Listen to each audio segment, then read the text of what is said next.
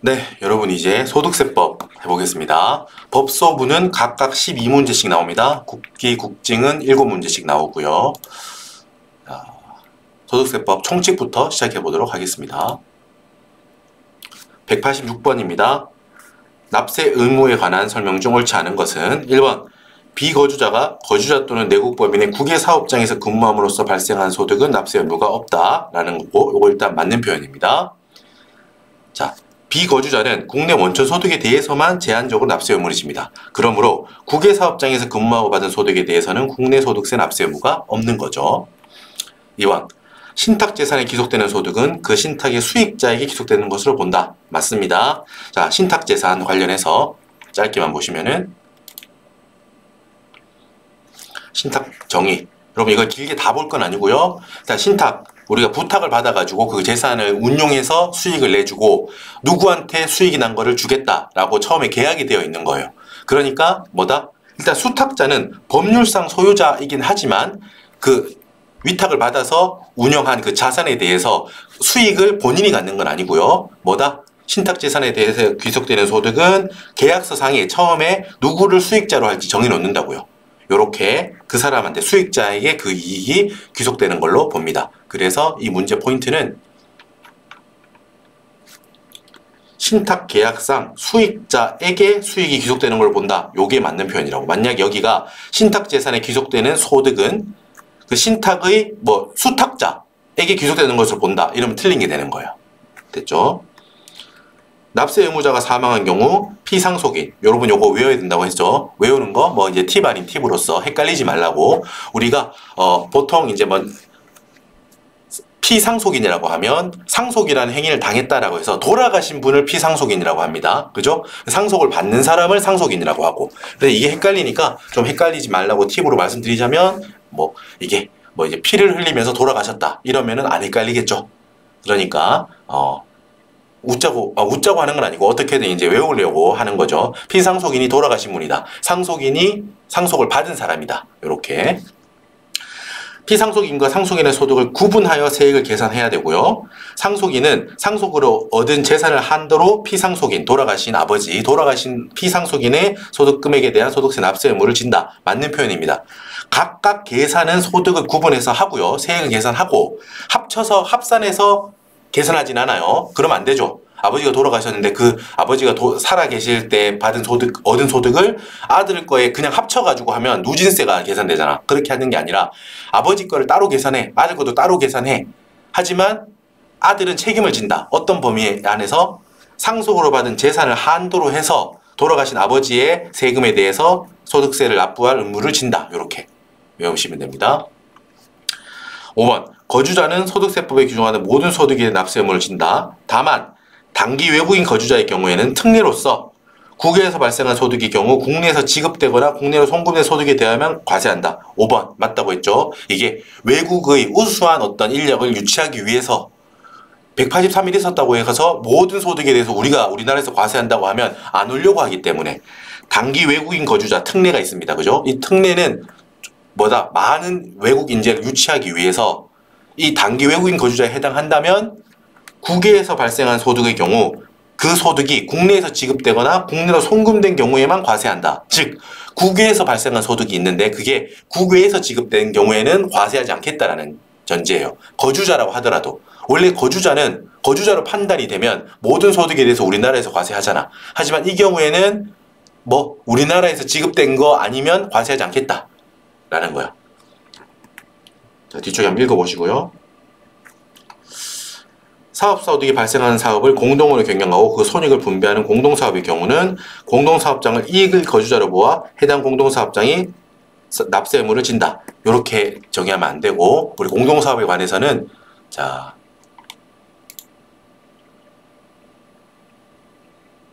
일단 우리가 국세기본법상 기본적으로는 공동사업을 하면 공동사업자가 연대 납부할 의무를 져요. 하지만 개별세법, 즉 소득세법상 규정을 보면 공동사업을 한 경우 연대 납세 의무가 배제되고 각자 공동사업자 별로 소득세 납세 의무를 진다라고 했습니다. 다만 또 이 소득세 특례에 대한 또 특례로서 만약에 특수관계인이 조세회피 목적으로 같이 사는, 생계를 같이 하는 특수관계인이 조세회피 목적으로 뭔가 꾸몄다면 특수관계인의 소득을 주택공동사업자의 소득금이라고 본다. 그때는 연대하에 납세 의무를 진다. 이런 식으로 특례가 있었죠. 이걸 계속해서 반복해서 나오니까 계속 나가면서 확인하기로 하도록 하겠습니다. 납세 의무 틀린 것은 1번 수익자가 특별히 정해지지 아니하였거나 존재하지 않는 신탁의 경우에 신탁재산을 실질적으로 통제하는 등 일정 요건을 충족하는 신탁의 경우는 뭐다? 위탁자에게 귀속되는 것으로 본다. 기본적으로 신탁재산에 귀속되는 소득은 누구한테 본다고? 누구 거에 귀속되는 걸 본다고 해서 앞에서. 그 신탁의 수익자, 계약상 수익자가 있다면 그 수익자한테 귀속되는 걸 본다고 했죠. 하지만 이 경우는 뭐다? 수익자가 특별히 정해지지 않았대요. 그 수익자가 존재하지 않는 신탁이래. 이때 신탁을 실질적으로 통제하는 등 일정 요건을 갖춘 그 신탁의 경우에는 위탁자한테 귀속되는 걸 본다는 거야. 위탁자가 수탁자한테 이 재산을 좀 운영해서 돈 좀 벌어줘 라고 했다고 했죠. 아무튼 수탁자는 형식적인 보관자일 뿐이에요. 형식적인 소유자일 뿐이라고. 그래서 수탁자한테 가는 경우는 없겠죠. 정해놓은 수익자가 없어. 그런 경우라면 위탁자, 애초에 처음에 재산을 가지고 있던 그 부탁한 그 위탁자잖아. 그 위탁자한테 귀속되는 걸로 보겠다는 거예요. 볼게요. 계속해서 2번 법정 요건을 충족하는 외국인 거주자의 경우는 아까 봤던 그 단기 외국인 그 특례를 말하는 겁니다. 과세 대상 소득 중 거주자이긴 하지만 국내에서 발생한 소득에 대해서는 해당 소득에 대해 납세 의무를 진다. 이거 정리하면 이렇게 말했죠. 원래 거주자로 판정이 되면 국내 소득이든 국외 소득이든 다 우리나라에서 과세하지만 국외의 우수한 인력을 유치하기 위해서 이렇게 단기로 특례로 인정이 된다면은 단기 외국인 특례에 해당이 되는 거주자라면 외국에서 받은 소득에 대해서는 과세하지 않겠다. 이렇게 국내에서 발생한 소득에 대해서만 납세 의무를 지게 봐줄게 라는 게 있다고요. 납세 의무자가 사망한 경우 피상속인과 상속인의 소득을 각각 구분하여 세액을 계산하고 맞죠? 상속을 받은 아들이 상속으로 인해 얻은 재산을 한도로 피상속인, 돌아가신 아버지의 소득 금액, 소득세에 대해 납세 의무를 진다. 아까 나왔던 그대로 말하는 거네요. 비거주자가 내국법인이 발행주식 총수의 100%를 직접 출전 해외 현지법인에서 근무함으로써 발생한 소득은 납세 의무가 없다라고 했는데 비거주자이기 때문에 이거 맞는 표현 뒤쪽에 볼게요. 아까 뭐 단기 외국인 특례 설명 길게 했으니까 이거를 보세요. 비거주자의 경우 국내 원천 소득에 대해서만 납세 의무를 지죠. 그러니까 해외 현지 법인에서의 소득은 납세 의무가 없다라는 거예요. 5번 이겁니다. 여러분 조금 속도가 빠르게 느껴질 수 있으실 텐데 빠르게 느껴지시는 분들은 기본 강의 쪽에 필요한 부분은 찾아가면서 들으세요. 강의 꼭 안 듣더라도 밑에 설명이 되게 자세히 돼 있으니까 복습하실 때는 설명을 찬찬히 읽으시면서 좀 복습하시면 될 것 같습니다. 수익질권을 발행하는 신탁으로 국내 신탁회사, 수탁자가 신탁재산에 귀속되는 소득에 대해 법인세를 부담한 경우 해당 신탁의 수익자는 납세 의무가 없다. 안 돼요. 틀려요. 자, 뒤에 정리. 자, 수탁자가 신탁재산에 귀속되는 소득에 대해 법인세를 부담했다고 하더라도 해당 소득은 여러분 궁극적으로 수익자에 귀속되는 거니까 수익자는 납세 의무를 집니다. 지지 않는 게 아니에요. 법인 단계에서 수탁자가 냈다고 하더라도 수익자한테 귀속되는 걸로 보니까 소득에 대해서 수익자가 납세 의무를 집니다.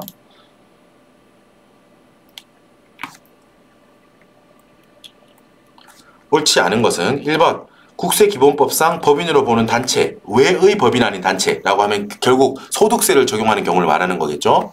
국내에 주 사무소를 둔 경우 구성원 간 이익의 분배 비율이 정해져 있지 않고 사실상 이익이 분배되지 않는다면 그 단체 자체를 하나의 일거주자로 본다라는 거. 만약에 분배되면 어떻게 해요? 분배되면 각각의 사업, 개인들이 공동사업을 하는 걸로 봐서 각각이 책임진다라고 했잖아. 그랬죠? 넘어가겠습니다. 밑에 여러분 정리해뒀으니까 보세요. 3번 수익증권을 발행하는 신탁으로 국내 신탁회사가 신탁재산에 귀속되는 소득에 대하여 법인세를 부담하였다고 하더라도 수익자는 납세 의무가 있다. 우리 방금 전에 보건 문제였죠. 아까는 납세 의무가 없다고 해서 틀린 게 됐는데 여기는 맞는 지문으로 나와 있네요. 됐죠?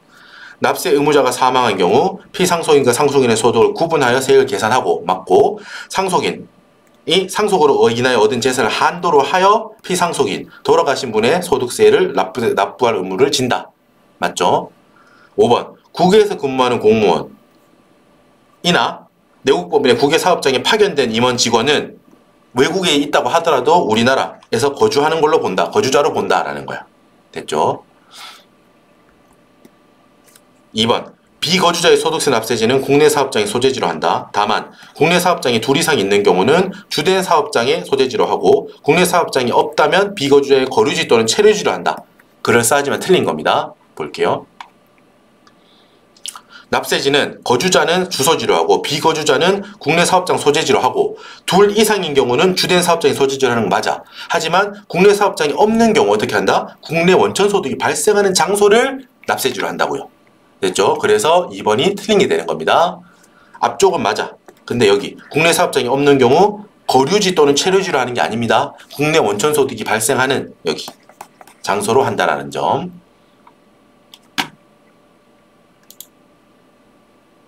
여러분 보통 체감되는 난도로 봤을 때 우리 객관식 중에 소득세가 제일 까다롭게 보통 느끼실 확률이 제일 높습니다. 세목 5개 있잖아요. 법령 세목 5개 중에 수험생 입장에서 가장 까다롭게 느낄 만한 게 보통 소득세예요. 아시겠죠?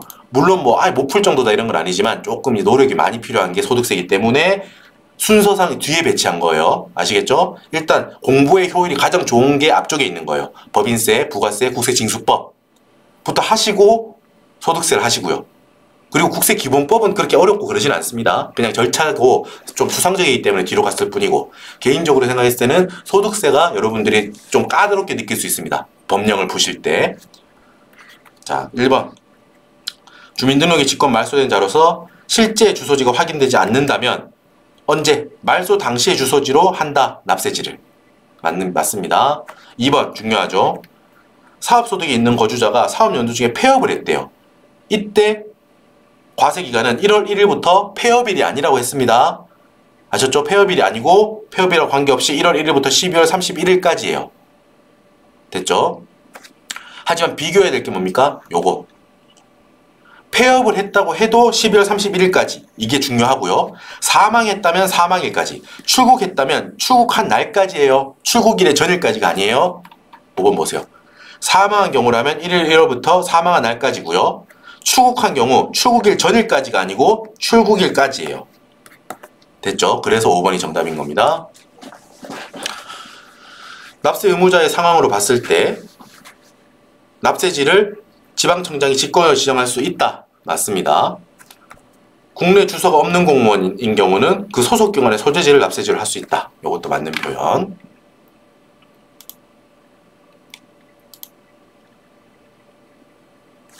소득세의 특징으로 옳지 않은 것은 1번 소득세법상 과세소득의 범위를 열거주의 방식으로 규정하면서 일부 소득에 대해서는 유형별 표괄주의를 허용하고 있다. 맞는 표현입니다. 기본적으로 여러분 소득세법은 법인세법하고 다르게 법인세법은 기본적으로 순자산 증가설이죠. 그래서 순자산이 증가했다면 세금 내세요 라고 한다고 했지. 다만 출자 주주와의 거래는 제외하고 입금 불산입으로 별도로 규정하고 있는 얘들은 제외하고 그 외에 모든 순자산 증가한 거에 대해서 세금 내세요라는 순자산 증가설의 입장이었어요. 하지만 소득세는 기본적으로 뭐다? 이렇게 열거된 거 위주로 열거된 걸로만 세금을 내세요라는 게 기본적인 입장이에요. 세금 내라고 열거되어 있는 거에 대해서만 세금 내세요라는 소득 원천설을 따르는 게 기본 입장인데 이러다 보니까 과세나 이런 거에 대해서 빈틈이 많이 생기기 때문에 일부 유형 다만 이자소득과 배당소득의 경우에는 유형별로 포괄주의를 도입했습니다. 마지막에 이자소득의 범위 보면 이런 게 있어. 위와 유사한 소득으로서 금전 사용에 따른 대가로서의 성격이 있으면 이자소득으로 본다라고 하거든. 그지? 딱 하나하나 전부 다 열거하기에는 지금 금융환경 이런 게 변화가 되게 심하잖아요. 변화가 심하기 때문에 그걸 따라가기가 힘들기 때문에 하나하나 그렇게 열거하는 식으로 딱 뒤쫓아가기에는 모자란다는 거야. 그래서 일부 이자소득, 배당소득으로는에 대해서는 열거하지 않고 위와 비슷한 거는 과세하겠다라고 유형별 포괄주의를 허용하고 있다는 겁니다. 됐죠? 개인별 과세가 원칙입니다만 특수관계자 간 공동사업에 있어서 손익분배 비율을 거짓으로 정하는 등의 특별한 사유가 있는 경우에는 합산과세하고 연대 책임을 물리는 경우도 일부 있다라는 거예요. 됐죠? 3번 신탁재산에 귀속되는 소득은 신탁의 이익을 받기로 계약서에 적어놓은 수익자에게 귀속되는 것으로 본다라고 했습니다. 4번 퇴직소득과 양도소득의 경우는 결집효과, 단연간의 어떤 그 노력에 대한 결과 이런 게 한 번에 나타나는 결집효과가 생기기 때문에 세부담을 완화할 필요성에 의해서 종합과세, 2배사 근년기하고 합쳐서 과세하지 않고 별도로 분류과세하고 있다라는 점. 폐업했다고 해서 1과세 기간부터 폐업일까지로 보지 않는다고요. 1월 1일부터 12월 31일까지로 본다고요. 사망했으면 사망일, 출국했으면 출국일 그런 특례는 있지만 폐업했다고 해서 폐업일까지를 과세기간으로 보고 이러지는 않는다는 점.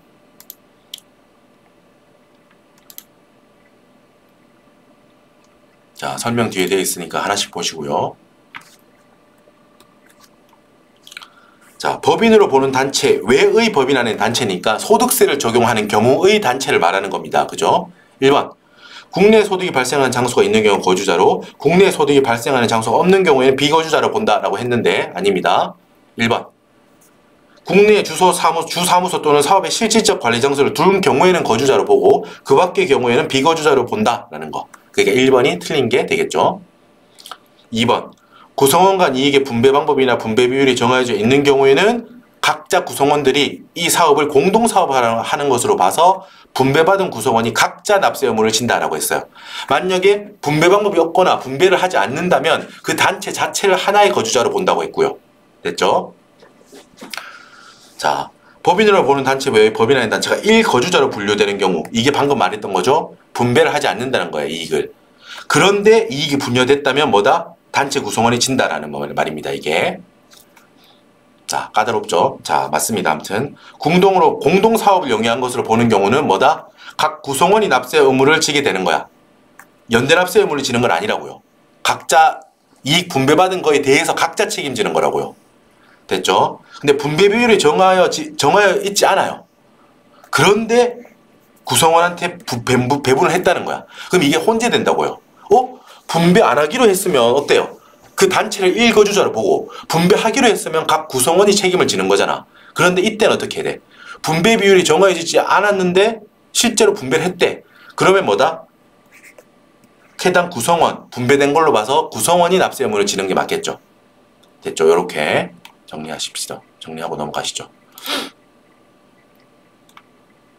자, 뒤에 정리 이렇게 해놨으니까 시간 되시는 분들은 이렇게 한번 참고해 보시고요.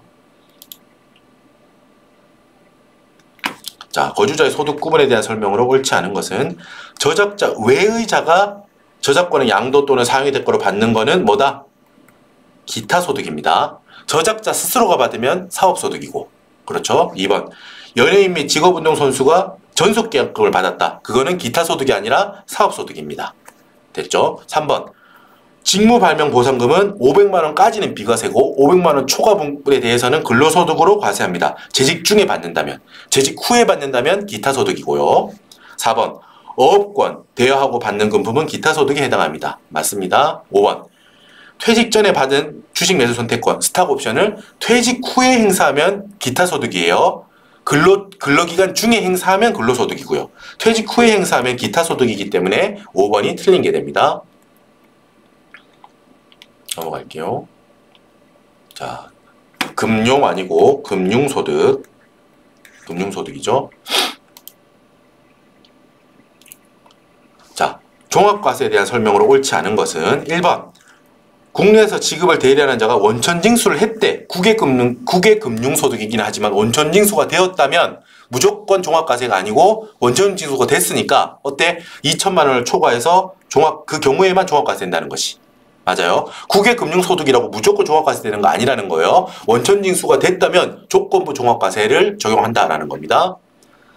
주식 발행 초과액을 자본에 전입합에 따라 주주가 우상주를 받는 경우에는 의제배당으로 과세되지 않고요. 배당 세액공제 대상, 그로서 대상이 아닙니다. 됐죠? 3번 원천징수되지 않는 비영업대금의 이익은 무조건 종합과세 표준에 포함되어 소득세를 과세하지 않고 금융소득 종합과세 세액 계산 특례에 따라 비교세액 계산 시 25%를 적용한다. 이것도 맞는 표현입니다. 집합투자기구로부터의 이익은 종합과세 대상이 되더라도 배당가상 대상에는 해당하지 않는다. 맞죠? 집합투자기구로부터의 이익은 뭐다? 법인 단계에서 과세되지 않기 때문에 이중과세의 문제가 없기 때문에 그로스업을 적용하지 않습니다. 그죠? 확정급여형 또는 확정기여형 퇴직연금의 보험 차익은 금융소득 종합과세 대상에 포함하지 않습니다. 이것도 맞고요. 자, 이렇게 한번 넘어가겠습니다.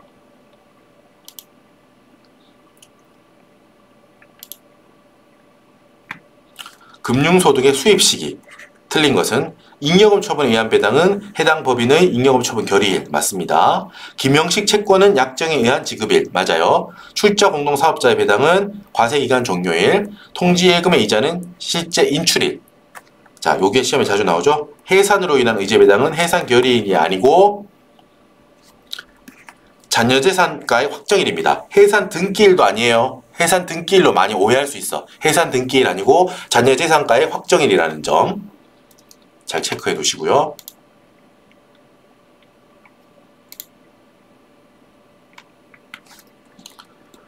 금융소득 과세와 관련된 거다. 틀린 것은 1번 계약의 위약 또는 해약을 원인으로 법원의 판결에 의해 지급받는 손해배상금에 대한 법정이자는 금융소득으로 과세되지 않는다. 맞습니다. 기타소득이에요. 3번 이자소득금액의 계산에 의해서 경매 관련 소송비용, 대응 관련 차입금 이자 등이 증빙으로 입증이 된다고 하더라도 이자소득, 배당소득은 필요경비로 빼주지 않는다. 맞아요. 4번 집합투자기구로부터의 이익은 뭐다? 기본적으로 이때 각종 보수, 수수료들을 뺀 금액을 그 대상으로 한다. 이자 수익으로 한다. 배당소득을 한다는 거야.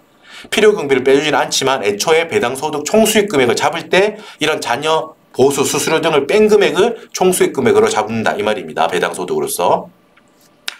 출자공동사업자의 배당은 종합과세 여부를 판단할 때 그 판단 금액에 포함하지 않습니다.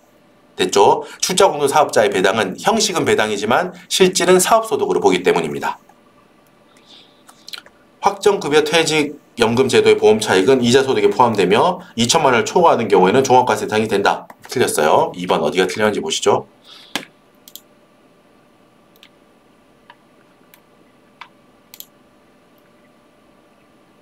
어이구 잠깐만요. 2번 찾아봅시다. 확정급여형 퇴직금은 운용수익이 사업자에 기속되므로 사업자의 총수익 금액에 산입한다. 됐죠? 이렇게 정리하시면 될 것 같아요. 2번이 아니다. 4번 또 비슷하게 나왔죠? 수입시기. 잉여금 처분에 의한 배당은 해당 법인의 잉여금 처분 결의일. 엄청 자주 나오죠? 비영업대금의 이익은 약정에 의한 이자 지급을 기본으로 하지만 만약에 약정이 없거나 약정일 전에 돈을 받았다면 그 이자 지급일을 귀속시기로 한다는 점. 법인세법에 의해 처분된 배당은 해당 법인의 해당 사업연도 결산 확정일. 맞아요. 출자공동사업자의 배당은 과세기간 종료일. 맞습니다. 무기명 채권은 약정에 의한 지급일이 아닙니다. 기명 채권이라면 약정에 의한 지급일이 맞을 텐데 무기명 채권이라면 언제로 본다? 기명 채권이라면 약정상 지급일이 맞지만 무기명 채권인 경우는 실제 지급한 현금주의로 본다라는 거예요. 이렇게 비교하셔야 됩니다. 기명 채권인지 무기명 채권인지에 따라 답이 달라져요. 그로스업의 대상이 되지 않는 거 5번 법인과세 신탁 재산으로 받은 이익은 뭐다? 요것도 나오죠.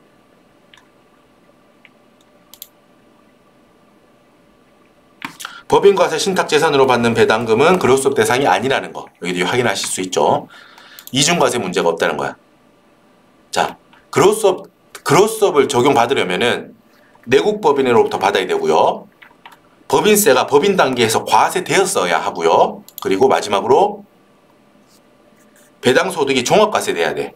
그리고 원천징수 세율 적용하면 안 되고 기본 누진세율이 적용돼야 돼. 지금 이 요건들이 모두 함께 엔드로 요건이 충족되어야 그로스업을 적용한다는 겁니다. 하나라도 충족하지 않으면 그로스업을 적용하지 않는다는 점입니다. 배당소득에 대한 설명으로 옳지 않은 것은 자, 자본시장과 금융투자업에 관한 법률에 따른 투자회사의 배당이 종합과세 기준금액을 초과하는 금융소득에 포함되어 있는 경우 배당세 공제에 해당한다. 틀렸어요. 왜? 투자회사, 요런 자본시장과 금융투자법에 관한 법률에 따른 투자회사의 배당은 법인 단계에서 과세되지 않았기 때문에 이중과세 문제가 없기 때문에 적용하지 않는다는 거예요. 그로스업을 적용하지 않는다는 겁니다. 2번 원천 징수되지 않았다면 무조건 종합과세 대상이 됩니다. 오케이. 출자 공동사업자가 손익분배별에 따라 받는 금액은 그로스업 대상이 아닙니다. 실질이 사업소득이기 때문이에요. 2천만 원을 판단할 때 종합과세 기준인 2천만 원을 판단할 때는 배당 그로스업 금액을 가산하기 전 금액을 기준으로 판단한다는 거예요. 그로스업을 적용하냐 마냐 기준이 종합과세 2천만 원을 넘냐 안 넘느냐가 되기 때문에 2천만 원이 넘냐 안 넘느냐를 판단할 때는 당연히 그로스업을 제외한 다른 나머지 금액으로 판단하는 거예요. 그래서 종합과세 되면은 그로스업을 적용할 수 있는 거기 때문에 됐죠? 순환 오류에 빠지지 않기 위해서 이렇게 한다는 점입니다. 자, 5번도 맞는 표현이고요. 넘어가겠습니다. 자세한 설명이 필요하신 분은 우리 기본 강의 이용해 주세요. 자, 아까 했던 내용 정리는 똑같이 되어 있는 거고요. 이자 소득에 대한 설명으로 틀린 것은 1번 외상 매출금, 매수금의 지급기일을 연장하여 주고 추가로 지급받는 금액은 이자 소득으로 보지 않습니다. 사업소득으로 봐요. 다만 늦게 주는 게 아예 야 늦었으니까 이거 소비대차로 아예 바꾸자. 돈 빌린 걸로 하자. 아예 바꿨다면 그때 받는 건 이자 소득으로 봐야 된다는 거. 됐죠? 밑에 있습니다. 위약 또는 해약을 원인으로 법원의 판결에 의해 지급받는 손해배상금은 뭐라고? 기타 소득입니다. 이자 소득이 아니고. 그래서 2번이 틀린 겁니다. 자, 계약, 위약 또는 해약을 원인으로 받는 부당이득 반환 시 받는 이자는 이자 소득으로 보지 않는다. 맞습니다. 이것도 기타 소득으로 보습니다. 기타 소득으로 본다는 거. 4번 이자 소득 그리고 배당 소득은 필요 경비를 인정하지 않습니다. 그리고 5번 환매 기간에 따른 사전 약정 이유를 적용하여 환매수할 것을 조건으로 판매하는 채권의 환매 조건부 매매 차익은 뭐다? 내가 채권 이거 1,000원에 팔 건데 내가 3달 뒤에 1,200원에 다시 사줄게 라고 해서 판 거야. 그럼 상대방 입장으로는 어때? 1,000원에 지금 돈을 주고 나중에 3달 뒤에 1,200원을 확실히 받을 수 있죠. 200원이 이자에 해당하는 거나 마찬가지죠. 그치? 이 경우에 200원은 이자 소득에 해당한다는 거야. 형식적으로는 채권의 매매 차익처럼 보이지만 그거는 실질은 이자랑 똑같다라는 거야. 그래서 이자 소득에 해당한다는 거죠. 오케이. 넘어가고. 원천 징수 세율을 달리 적용하고 있는 것은 이런 건 조금 암기가 필요하죠. 직장 공제 초과 반환금. 요거 여러분 요 문제 많이 자주 나오는 문제입니다. 직장 공제 초과 반환금은 특이하게도 기본 세율, 즉 우리 소득세 기본 누진 세율 있죠. 그 누진 세율을 적용합니다. 누진 세율, 기본 세율 적용하는 거고요. 나머지 1, 2, 4, 5번 같은 경우는 전부 다 14%를 적용하기 때문에 다르다는 거야. 직장 공제 초과 반환금 몇 프로? 기본 세율을 적용해서 원천 징수한다는 거 암기해 두셔야 됩니다. 배당 수입 시기 틀린 것은 잉여금 처분에 의한 배당은 잉여금 처분 결의일 여러 번 나오네요. 출자 공동 사업자의 배당은 과세기간 종료일. 법인세법에 의해 처분된 배당은 당해 사업연도의 결산 확정일. 5번 국외 집합투자기구로부터의 발생한 배당은 지급받은 날 현금주이고 자주 나온다고 했죠. 법인의 해산으로 받은 의제 배당은 해산 등기일이 아니라고요. 해산 등기일, 해산 결의일 아니라고. 해산으로 인한 의제 배당은 잔여 재산가의 확정일을 배당 소득의 수입 시기로 한다는 거. 자주 나오죠. 이거 암기하셔야 됩니다. 자, 여러분 수고 많으셨고 잠깐 쉬었다가 우리 사업소득에서 찾아뵙겠습니다. 수고하셨습니다.